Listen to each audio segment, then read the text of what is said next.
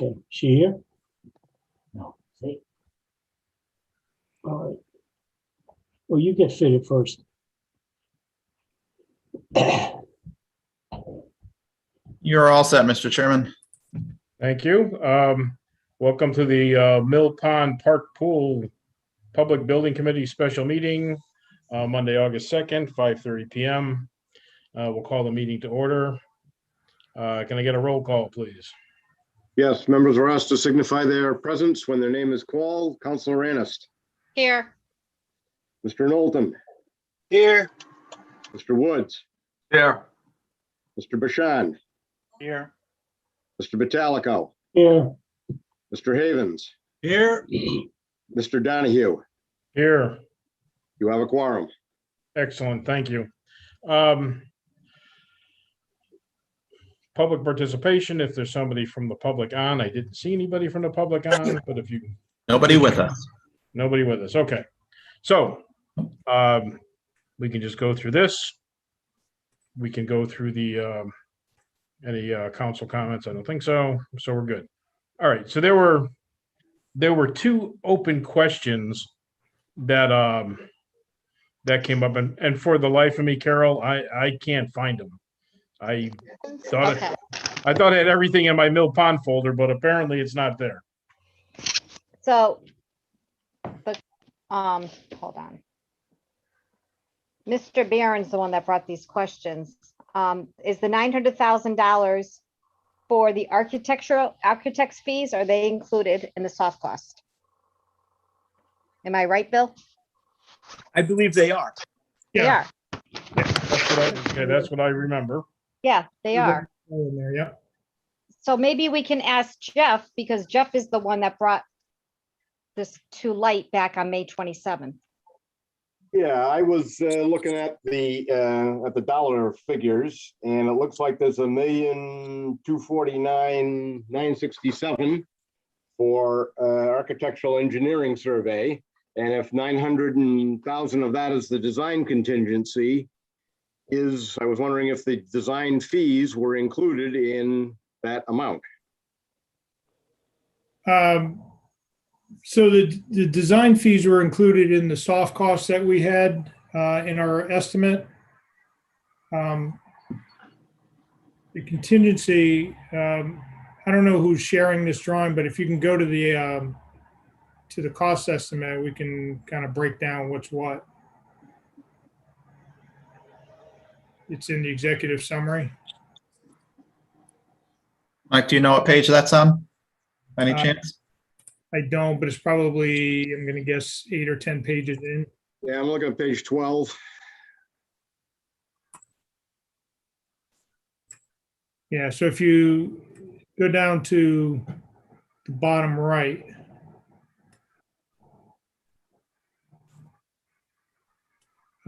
those are the things that are included in the soft costs. Right, and again, if there's 900,000 of that number, which is partially cut off on my screen, but it looks like it's $1,249,000.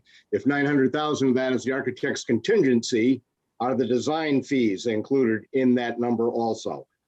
Well, the contingency is up in the line items, in the multiplier within the line items. It's not in that section N. Okay, so where is the contingency again? It's, if you go to the bottom of this page, the total cost includes the general conditions, overhead and profit, and design contingency. So that design contingency is within each line item. So if you just pick a line item, like, regrade the amphitheater terrace, because it happens to be in the middle of the screen, it's got a cost and then a multiplier. So that design contingency is in the multiplier. So it's 10% within each line item. So it's not added at below the line, it's within the budget. So the soft costs are those things listed in section N. Okay, again, that wasn't clear to me from the meeting, so that's good. All right, thank you. And then I And, think the other question was the hazardous materials. Correct. Yeah, we have not included hazardous materials in the estimate. We're not aware of any. We didn't hit anything that looked suspect in the borings or test wells. But we don't have an assessment on the building. I know some work had been done in the past, and the previous conditions assessment didn't identify anything. So we did not carry anything in the estimate for hazmats. That could be, it's probably not likely it's there in the piping or anything like that that's visible because of the renovations that were done years ago. But Mike and I have run into situations where maybe 4 or 5 elbows off of a hot water heater might have asbestos wrappings, and it might be, $1,000 or $2,000 to dispose of that kind of stuff. But to our knowledge, there is nothing. Our demo costs assume we'll find, open up a wall and find an elbow that didn't get touched in a previous renovation. But it's a seasonal building, so it's not like there's lots of insulation and, there's no finished flooring that got glued down. There's no ceiling tiles. The stuff you'd normally find in buildings that you'd have to worry about, we typically don't find in these seasonal buildings. So what else would there be? Just lead paint maybe, or is that not even considered hazardous anymore? It's not hazardous. That's just an awareness for the contractor during demolition. The other thing that we have run into is PCBs in the sealants, but all of these sealants have been replaced over time. So we don't suspect that you'll find much, but that's why there's contingency in here on the demo line items in case we run into things. Mike, there's no tiles in that building, right? No. Okay.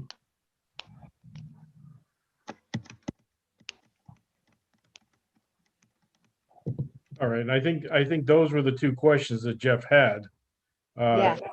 Everything else looks good. I had, Carol, I think I copied you on the one letter I got about the pool. Traffic. The Yeah, traffic. more of a traffic thing. I mean, it started out where, they were in favor of a pool, but they're also conscious of budget, and they were very concerned with the traffic pattern of trucks going in and out. John, if I could intercept for a minute, because that Sure. was an issue during the town hall. And a neighbor on Garfield, it wasn't this gentleman, it was another gentleman that had reached out to me, and in turn, I reached out to Tanya, and they started redirecting the trucks to go out Willard. So Right. that problem was curtailed back during the town hall renovations. So as long as they use the same traffic pattern for this project, it shouldn't be a problem. Just wanted to make folks aware that, we Yeah, had I'd gotten let a you know letter. that was an issue. Yeah, that's what I thought, and I remember hearing that, so I was surprised that we got a letter about it again, but, Yeah, yeah. all right, I think the only other question was the, on the layout of the pool. I think I wasn't so concerned with the square footage of the pool, but the amount of new space it was going to take up.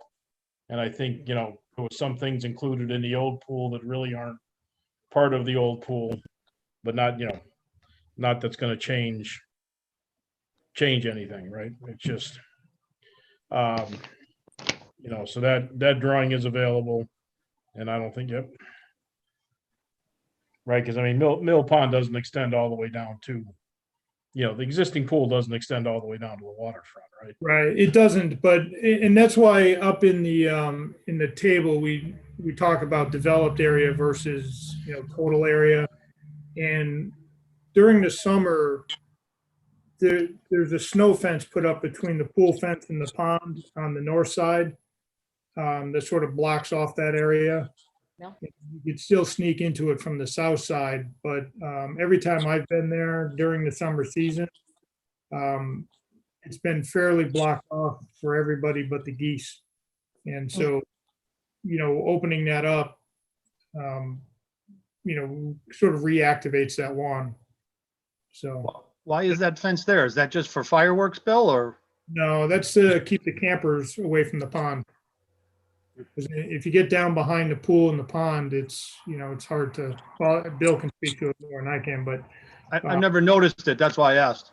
yeah, it's lined with backpacks and it looks like a queuing area for the campers, maybe. Hmm. I'm not sure. I think it's a gathering. Yeah, it's a gathering spot. I'm not positive on the fence, the reason why it was put up, but I do know that they are trying to keep people away from the back area so that they're supervised. Yeah. It's only probably for 7 or 8 weeks during camp. So I had an issue with how we're reconciling the space. If we could expand that picture out a little more to see the new space there. Ki- Yeah. So I was reading the chart and I can't read the table right now, but we're deducting the space for the ball field and saying that we're regaining open space, but I don't think that's a fair way to do the math either. So clearly, to me, this is about twice the size of what we're eliminating, the new space, because that will be fenced in. I'm assuming that shaded area is where the fence is going to be. There's going to be lawn behind the fence around that pool. And Right. so we're looking at least twice the footprint, in my opinion. And I don't think it's fair to say that since we're eliminating the ball field that we're regaining open space, because that is already open space. So I just have an issue with that reconciliation like that. So But Yeah. John, aren't you, the ball field is dedicated open space. Open space is specifically open space. If somebody decided to play baseball on that ball diamond, that's no longer open space. for that game, I agree. But for most of the time, it still is open space though, and could be used for anything. But I get your point. Yeah, I mean, we could make the numbers, compare anything you want. The point I was trying to make in this chart was that, there's sort of a general area that the old pool takes up and blocks. And then the new pool area, what we're showing is the fence line. But again, I think it's also important to remember that this is very early conceptual design phase. There's a lot of design left to do. Mhm. So ultimately, the pool might shift north or south or east or west. The fence line might get a little tighter. There's a whole design phase left. I'm just concerned about the limited open space there. And another thing I have a little bit of an issue with is the total space. Of course, it is the 60, I'm trying to read it here. Is it 62 or 65 acres? But in practicality, only about half of that is actual usable open space. So a lot of it is wetlands, pond, things like that. So it's practically only about half of that amount. Yeah. And if I may jump in, that's true open space. I think I'd agree with Don Woods that baseball Yes. fields in any of definition is not open space, number one. Number two, I'm very excited. I re-looked at the map Friday for fireworks, and the fireworks circle goes to the back fence of the existing pool. So the whole pool area that exists now could be used for the extravaganza and for beautiful open area, maybe even a tent and some picnic tables. And it could be very, very nice looking down into the pond. So I think what Mike Fortuna's point is that behind the pool, we don't use it. It's all space that's unusable. And the pond is really the mecca of the park. And so it opens that up. So that's just one thing. A couple more things we have to think about. If we were to rebuild the pool where it exists now, you have to add in the 4,000 square feet of rubber surface for the preschool and VIP area, as well as another 2,700 feet for handicap accessibility, because we need a bigger bathhouse so that persons using a wheelchair can adequately make the dimensions that the ADA requires. So that makes it bigger. And then you throw in, I can't off the top of my head remember what the splash pad is, but the splash pad is a whole new element to the park. And that's got to be, Mike, do you know off the top of your head how many square feet that is? Yeah, he's got it flipped. It's 2,700 for the soft surface, and it's 4,000 for the splash pad. Yeah, so I mean, And that's a I think we giant- can agree. I think we can all agree that, I mean, we're, you know, unless you shrink the pool and shrink the pool house, I mean, this town is desperate for a splash pad, and so I think just in concept that you're going to at least need the size of pool that you have, plus ADA compliant, you know, facilities for people to change in, and then yeah, I'd be embarrassed to come away from this without a splash pad. I just conceptually, my mind sort of felt like, okay, this is probably going to be bigger at least than the foundation of where the pool and the changing facility is. I mean, right. that to me is a realistic expectation. And then may I add also that if the long-term goal for the town is to close Churchill, and I'm not sure that's, you know, anybody's made that decision, but there's 8 lanes in this new pool instead of 6. And that makes a difference so that you can have more swimming lessons and more swimming surface for both camps to come here and utilize it. So there's several reasons why it's bigger. You know, there's no secret to that. It's all right there in the proof when you design something like that. So, you know, I see it as a tremendous benefit to the community and to the town. And then when somebody made a mention to put a open air pavilion at the edge of the pond for the bands to play under, how wonderful would that look from, you know, looking from the top down the hill with a natural tier. And then if there's not a band there, just seeing the water right through the roof, you know, through the sides. I think that's pretty cool. So I think it's a nice design. So kudos to Mike. No, you did a good job. But my point is that we were told from the beginning that it was footprint exchange for footprint. So we're not gonna use that anymore. I don't think I ever said that. Yeah. Well, it's definitely been discussed in several of the meetings. So we just can't use that term anymore. And you got me interested when you say we may close one of the pools. There's far more room at Churchill for any pool design you'd like than in this park, in my opinion, but. Well, John, it's a bigger pool, but it's not ADA accessible. That the parking lot, that's why that was a $20 million project, was because from the lower parking lot to the upper Churchill pool, it's 28 feet elevation.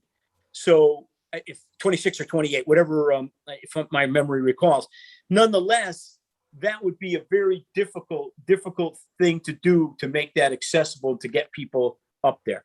I see what you're saying. Yeah, it is pretty high. Yeah.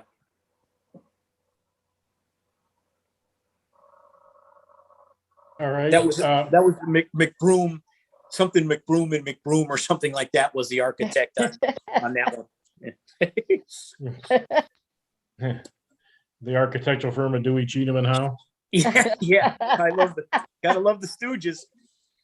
Can I ask, Jeff, is there anything else that you possibly think that we might have missed before this goes to council? I would hate to have to wait 2 more months to get answers.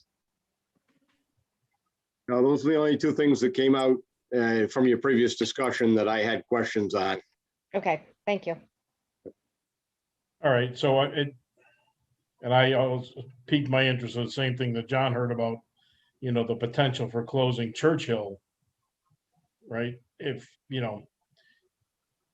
that's on, you know, the books for, you know, once this new pool is installed and you're going to get cost savings from not having a second pool, you know, may make it a little easier.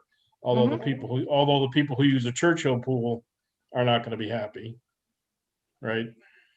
Well, it all depends on how nice Mill is. You know, if you're in the Churchill neighborhood and you come there, I think a lot of it has to do with value, right? Added value. The thing that I would recommend if you were to get rid of the pool, and I told this to Tanya, is that I would put a splash pad up there that's handicap accessible.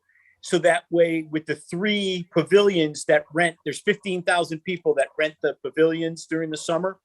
They would just have a place to cool off automatically. It wouldn't have any cost of lifeguarding. It wouldn't be wasting water because it would be computerized and only be used when you hit the bollard for it. So that makes good common sense and management sense. If you were going to do that, and you would, John, there would be an unbelievable savings just for lifeguards alone. If you had 30 lifeguards, there'd be $100,000 savings every year, let alone crack repair, filtration, chemicals, chlorine, staff time. I could name a lot of things. So that certainly is a potentially it's worth a discussion with leadership at that time. At what point was the decision or the discussion to close Churchill made? I don't recall in the last 5 to 10 years ever hearing that. I did not say that. I said that you could close Churchill, and that was under Tanya's administration. That was her long-range goal. John, I got a question for you and Carol. Have we heard any word from the Mill Pond people? Could this be an issue? The Save Mill Pond people? Yeah, I haven't heard anything official. I've heard a couple of rumblings, but I haven't gotten a letter or anybody coming to me direct. I do have one person I'm playing phone tag with, and I believe she lives in that red house with the white picket fence next to the library parking lot. Osgood, Karen? Yeah, she was having issues with the town hall too, Right, so, when that first started. right, we've been playing phone tag back and forth, so I'm not sure if it's a usage thing or a traffic thing, but eventually we'll hook up. But I don't think she was associated with the Save Mill Pond people. thank you. She had signs on her fence, Okay. but I haven't heard anything either. Okay, well, let's I say think a there are little, more- let's say a little prayer, because that group can get mighty nasty. Right, and I this- think it was the, because of the soccer fields. Right, For the right. issues, and we're really not taking the soccer fields away from Right. them. Yeah, the- Well, I just said, I just heard it in a couple of conversations from people. And, let's see what happens. Let's keep Yeah, our the other fingers. the other interesting part is, if you've been reading or watching Facebook in New Britain, they got $8.8 million of ARA money to build a new park at Osgood Park, including a new football field turf, along with a splash pad. And the residents are begging for more money to put in a pool, but they don't have enough money to do a pool. So it's kind of funny that next town over is begging for a pool, and we're struggling with it. So interesting. And I think this committee kind of predicted that there might be some federal and state money coming down the road, and lo and behold, here it is, and we have a shovel-ready project for it. So might make some sense. Our timing might be perfect. Yeah, What money is coming down the road that you speak of? ARA money, the American Restoration something recovery. Restoration Recovery Act. And now that's the town got a ton of money there already. And I think now with the infrastructure bill being passed in the Senate and going to the House in Washington, there's billions of dollars coming to the states. Mr. Chairman? Yes, if I sir. may. So here's the obvious observation now, since and I know it's very preliminary, no one said that we're closing Churchill, but will this pool be able to handle twice the volume or whatever the numbers are over at Churchill? I'm assuming they're about equal. Now, will this one that we're designing, is this going to handle that extra volume? Is that a question for me? For whoever, It'd just an observation. have to be for you or Mike. I don't have that data. Well, okay, then I'll answer it, Mr. Chairman. Yeah, I think if we're smart enough on our programming, our peak times are going to be in the afternoon and for swim lessons in the morning, right? For for both summer camps. So again, I think we're somewhere around the 370 kids in summer camp right now at both places. So, and we're coming off of a COVID year. So say we get the 400 or 500, we'd have to program accordingly and schedule accordingly, but you would do shifts of 1 to 2:30, 2:30 to 4, 4 to 5, that kind of thing. And I think you would be able to handle it. Again, we'd have to see what it's like. I can't forecast the future in the next 3 or 4 years, but it seems like that's a reasonable decision, a reasonable amount. Mike, what's the Red Cross give us? 25 square feet per kid or something, bather load? Yeah, 25. The other thing to keep in mind at Churchill is, that 50 by 25-yard pool, even at peak, nobody's in the middle third of the pool. That's like no man's land. So, it's what we have here at Mill and the new design is an active zone pool. So every square foot of the water can be used. So you have shallow at the lap pool, which is relatively shallow, 3.5 to 5 feet, and then you have the high activity zone with the diving, slide, and climbing wall. So it's, even though the footprint is overall a little bit smaller than Churchill, it's all usable, whereas Churchill, a third of that pool is never used. And then if you throw in, Mike, the splash pad in New Britain, if you recall, when we built it, was probably at the peak hot summer, you could get between 800 and 1,000 kids all around that splash pad. Yeah, easily. So, yeah. Plus the lawn area. So, it's at Churchill right now, you're basically in the water or sitting on the concrete. So, people tend to come and go. Here, you'll have a place to sort of get away from the pool for a little while. And so these pools have their sort of ebb and flow of activity. So the short, I believe it can handle. John, I got a question for Bill. Okay. Bill, with the extended usage of the Mill Pond pool, the more weeks that it's going to be open, does that make it easier for you for programming if we do close Churchill? I don't know about easier. It certainly gives you some flexibility. It gives us opportunities to do some adult programming, some senior citizen programming. It can do special events. If you're heating the water with the solar in April or May, you might have a Memorial Day weekend special event. You might do some kind of competitions for the young kids. There's all kinds of, the more time you have, certainly the better off you're going to be at programming. So I think it gives you all kinds of flexibility. And then throw in, with 8 lanes, you could have competitive swimming too. You could have youth travel swim teams that play the Rocky Hills, the Wethersfields, and the Berlins and stuff. Yeah. So somebody fill me in with the current plan. Do we have that extra, that extra season or extra days built in? I don't remember that. I remember talking about it, but I don't remember that we had that actually built in. It was the solar panels on the roof. Right, solar panels. Yes, solar panels. Yeah, Yay! that was Carol's idea. Let's give her credit. The Carolina Solar Panel Farm. Right. How much extra days do we expect to get out of that? I guess, do we know when the sun's coming out? No. I don't know, John. I mean, it literally, if the sun comes out and it heats the water, if it's nice, in Colorado and in Illinois, they do it. They keep the pools open almost all year round.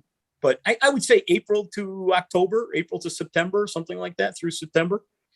Oh, I remember going to swimming lessons at Churchill in the middle of the summer and it was freezing, not wanting to jump in the water. So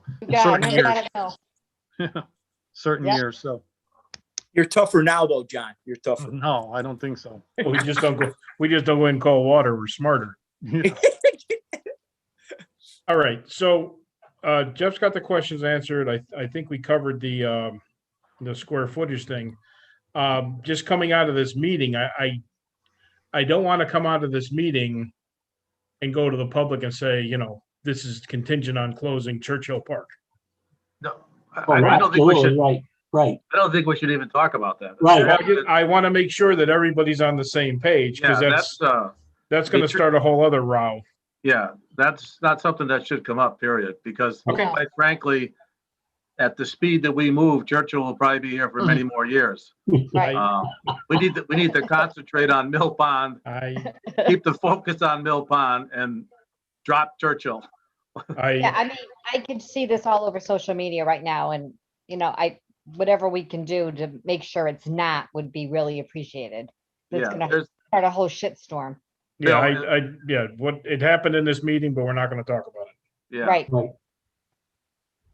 But Everybody agrees, yes? yeah, Yes, Well, it's been certainly stated clearly that it's not written in stone, so it's just a very preliminary thought. So, I understand, but all it needs to do is get out on Facebook and we'll be Yeah. dead. We're dead. Yeah. So, all right. That was So that was the former town manager was thinking about that. I She doesn't matter not in great who graces. thought about it. If it came comes out, it's going to be us. Done. Yeah, So could someone explain what the next process is then, and when it does finally make it to the town council? It will. You want to go, Carol? it'll be on the agenda on the August 10th town council meeting for a presentation. And I'm sure Mike Fortuna and Bill will be there. Correct me if I'm wrong. Yep. And then the council will then have a discussion. And depending on how it goes, you know, it'll go out, it could possibly go out for referendum. Depending on timing. You're It could saying go on this ballot. November? It could, or if it doesn't make the ballot, it could go on a special ballot, so it doesn't have to go to Secretary of State for November. I mean, it depends on how the council moves forward with it. There's a couple of different options, so.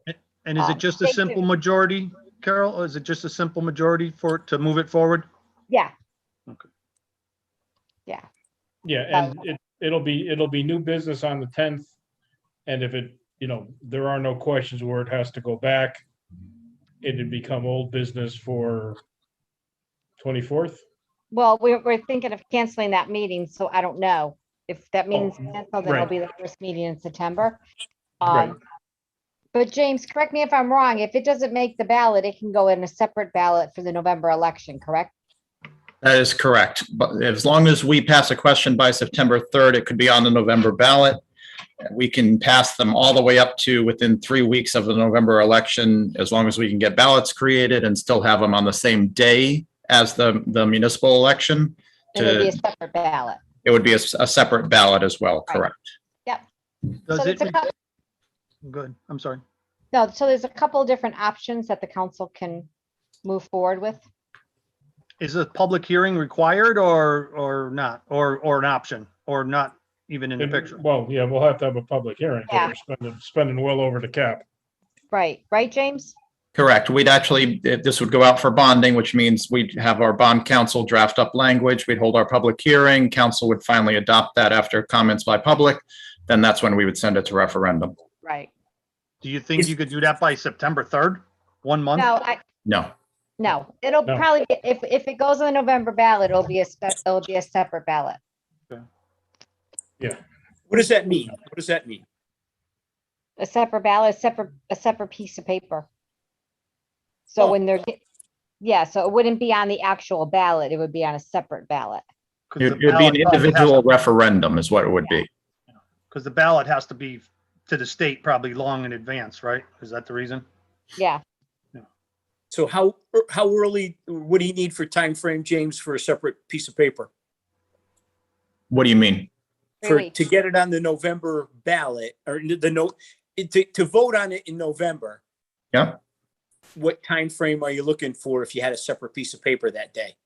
If we had a separate paper, we could be looking at all the way up Are to you ready for me yet or no? um, Okay. possibly first or second week in October. Because effectively, you could do a referendum with less than 3 weeks. Yeah. So that's as far out as we could go. We could do it with a little bit more time, have that time to work it through and put it forward for that following date. So November 2nd as the referendum date. But if we needed to on a pinch, we could do it as a referendum in less than 3 weeks. That does limit us in the effect that it would not be able to be sent out to residents. They would physically have to either go to the polling location or come into the town clerk's office to specifically request their ballot in person for that. So that's not allowed to be mailed if it's less than 3 weeks. Okay. So, John, Don Woods, I have a question. I'm sure this is highly unlikely, but if in fact we got the American Recovery Act money, say in its total, and we got the 9 million, does that have to go to a referendum? Or if it was a specific project, could you just spend those dollars on that project?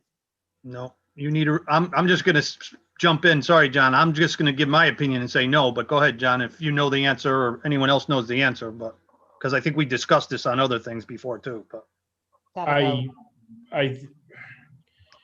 go. It's a fine line. We would need to get an opinion, but you are spending money that came into the town.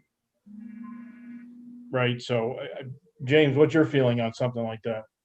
My understanding from the finance director is there would not be any necessity to get permission for that. We would simply bring projects forward to the council and you guys would approve or deny. We would utilize it against that amount of funding. Even if it's over the 975? Well, that's the other opinion part we've got to have checked on, because the 975 would be for referendum for bonding or notes. So because this is grant funding directly from the federal government, we don't know if that would apply to it. Okay. Well, maybe we should ask that question just so we have the answer. Yeah, that was part of what we were discussing before as staff members. We were submitting suggestions and recommendations for projects to Keith and Janet so they could outline them for the council, bring them forward and have you guys look at them and determine what makes sense to go forward with.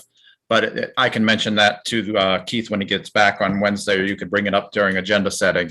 Yeah, And just so we have the legal opinion, so we don't have to wait for it. Right.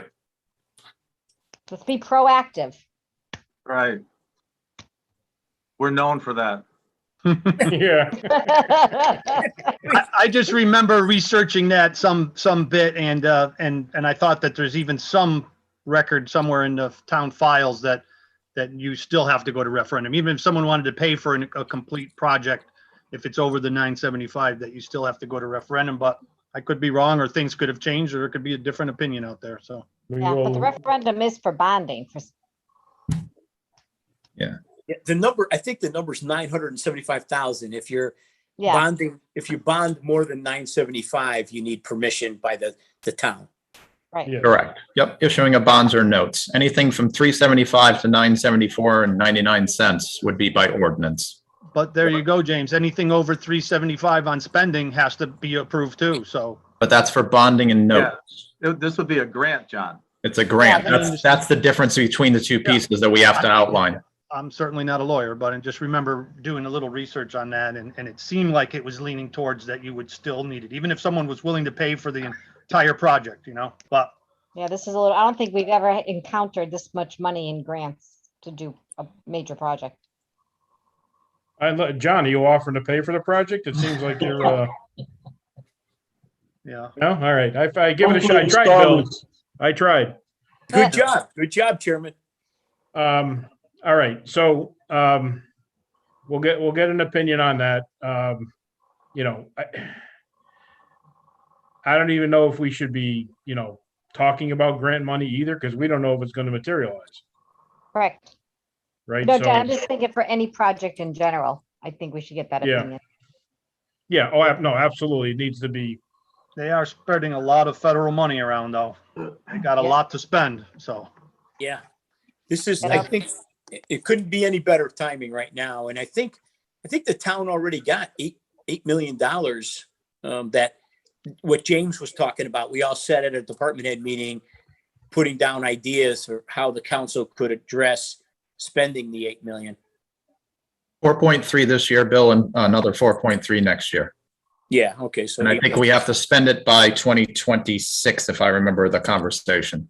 And I think she said three, You're right. you get 3 years, yeah. Yep, you're right. And I Well, suspect there's gonna be more infrastructure money for sure, coming this way. All right. I will ask the question. I will get an opinion. Yeah, I'll bring it up at agenda setting on Wednesday. All right. Do we have agenda setting and we have council on Wednesday? Yeah, we have agenda setting first and then our special council meeting at 6. Okay. I'll be busy. Just wanted to make sure. Yep. All right, guys. Are there any other questions? Jeff, you got what you need?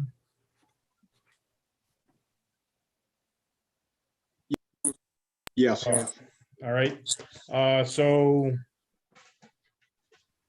I don't think there's anything else we need to discuss. We discussed it all. We're disgusted. We discussed it, totally discussed it. Totally disgusting. I don't see anybody out there in the public. We do have one attendee on for public. Oh, yeah.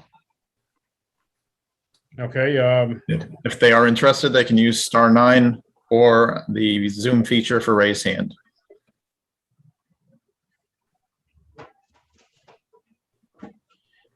stop that. Doesn't appear they're interested in speaking at this time. Okay. All right. So on to the next agenda item, comments by members. I think were commented out. Make a motion to adjourn. So So moved. moved. Second. All in favor? Aye. Aye. All right, we'll let you know what comes, let you know what comes Good out night, of the council everyone. meeting.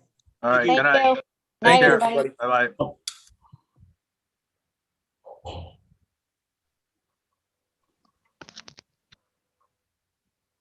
Status bar item.